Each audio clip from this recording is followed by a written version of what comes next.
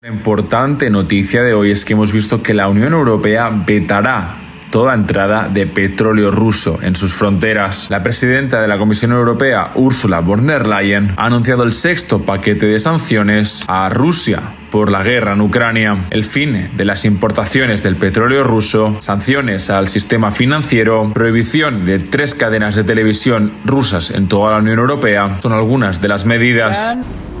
Un dictador con tropas tontas. Así es como Joe Biden ha retratado al presidente ruso Vladimir Putin y a su ejército durante una visita a una fábrica en Alabama que produce algunas de las armas que utilizan las fuerzas ucranianas. El presidente estadounidense, que está presionando al Congreso para que apruebe un paquete de ayuda a Ucrania de $33.000 millones, elogió a los trabajadores y cargó contra su homólogo ruso. Ustedes están permitiendo que los ucranianos se defiendan y francamente en numerosas ocasiones Ucrania deja en ridículo a los militares rusos. Si no te enfrentas a los dictadores, la historia nos ha demostrado que seguirán apareciendo, que seguirán avanzando. Su apetito de poder no para de crecer. El gobierno de Estados Unidos mantiene que va a seguir apoyando a Ucrania, que lo va a hacer hasta el final. Joe Biden pide al Congreso más dinero para enviar a Kiev, pero también para poder reponer el arsenal militar estadounidense que se ha perdido en esta guerra. El presidente ha hablado en Alabama, en la factoría de Javelin, de donde salen los misiles antiblindados con los que Ucrania se defiende de las tropas de Moscú. Ucrania dice que Rusia ha multiplicado sus ataques. 21 personas habrían muerto en Donetsk. También se produjeron ataques en Leópolis, cerca de la frontera con Polonia, donde 2 personas resultaron heridas tras ser atacadas varias subestaciones eléctricas. Los ataques tuvieron como objetivo 3 subestaciones. Como resultado, hay interrupciones en el suministro de electricidad. 2 personas resultaron heridas, están recibiendo asistencia médica. Las autoridades ucranianas también han informado de ataques contra una central de equipamientos en Transcarpacia y en al menos media docena de estaciones de ferrocarril en todo el país. Las primeras evacuaciones tienen lugar después del acuerdo alcanzado entre Moscú y Kiev con la mediación de la ONU, aunque la viceprimera ministra de Ucrania, Irina Vereshchuk, denunciaba ante los medios que Rusia intentó boicotear la operación. Rusia no permitió que las Naciones Unidas y la Cruz Roja entraran en el lugar de evacuación de Mariupol. Rusia no quería que ni la comunidad internacional, ni la ONU, ni la Cruz Roja vieran que no iban a permitir que los civiles salieran de la ciudad, porque Rusia quiere que sigan siendo escudos humanos para sus tropas, para sus asesinos, que van a matar tanto a nuestros militares en Azovstal como a nuestra población civil. Tras muchas semanas de sufrimiento e incertidumbre, decenas de civiles han conseguido salir ya de las entrañas de la planta de Azovstal en Mariupol y ponerse a salvo. Pero no todos. En el último reducto de resistencia de esta ciudad ucraniana permanecen aún, al margen de los militares que resisten los ataques rusos, otros muchos ciudadanos, a la espera de ser rescatados. En Zaporilla, primer destino de los civiles liberados, algunos de estos cuentan una experiencia difícil de imaginar. En nuestro búnker había 42 personas, cuenta Victoria. Hay niños de 12, 15, 16 y 18 años. Tenemos que sacarlos de allí.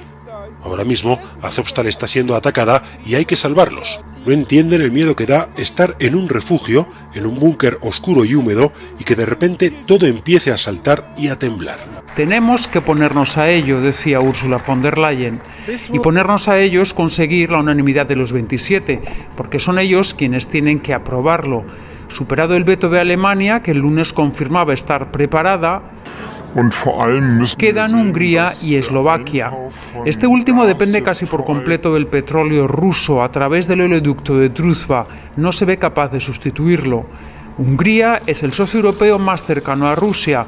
No es tan dependiente, pero su gobierno avisaba esta mañana de que la propuesta no les garantiza la seguridad energética, un mal presagio.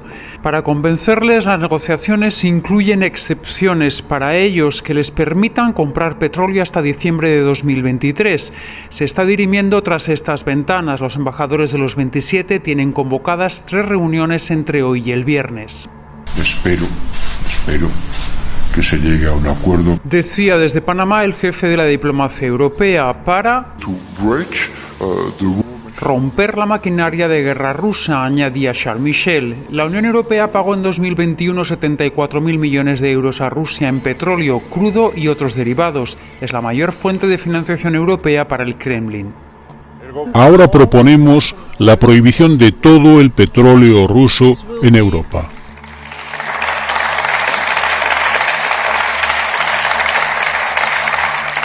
Será una prohibición total de las importaciones de todo el petróleo ruso, marítimo o por oleoducto, crudo o refinado. Nos aseguraremos de eliminar el petróleo ruso de forma ordenada, de manera que nos permita a nosotros y a nuestros socios asegurar rutas de suministro alternativas y al mismo tiempo y muy cuidadosamente minimizar el impacto en los mercados globales.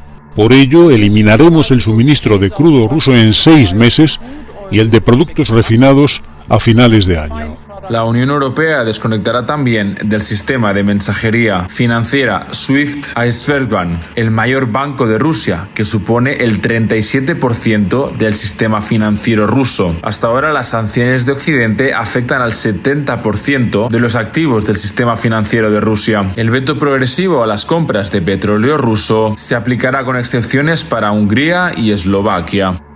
En Kiev, familiares de los combatientes del regimiento de Azov instaron a la comunidad internacional de sacarlos de Azovstal. Rusia sigue defendiendo los orígenes ultraderechistas de este comando para acusar y vincular a las autoridades de Kiev de vínculos con los nazis. Y para instar a Rusia que permita que sigan las evacuaciones en la planta de Azovstal, ha llamado por teléfono el presidente francés a su homólogo ruso. Vladimir Putin le dijo a Emmanuel Macron que la Unión Europea hace caso omiso a los crímenes de guerra que cometen los militares ucranianos, a los bombardeos masivos de ciudades y pueblos del Donbass, y que Occidente podría ayudar a poner fin a esos crímenes influyendo de la debida manera en las autoridades de Kiev y cesando el suministro de armamentos a Ucrania. Y hoy hemos vuelto a ver cómo las tropas rusas tratan de tomar la planta de Azovstal por tierra, mar y aire. Este es el último foco de resistencia en la ciudad estratégica de Mariupol por parte de las tropas ucranianas. En el sureste del país, Rusia lanzó por primera vez un asalto con tropas e infantería. La conquista de la siderúrgica parece ahora ser el gran objetivo de Moscú.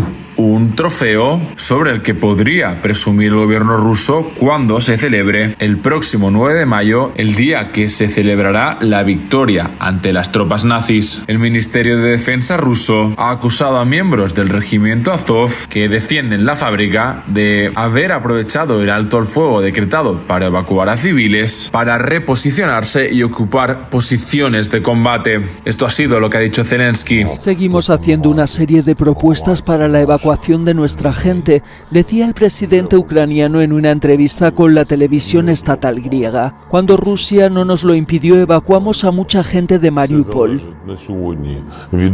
Todo depende del lado ruso. Como ve, incluso la ONU está implicada y sigue siendo un proceso muy complicado. ¿Por qué? Porque no hay confianza en la Federación Rusa.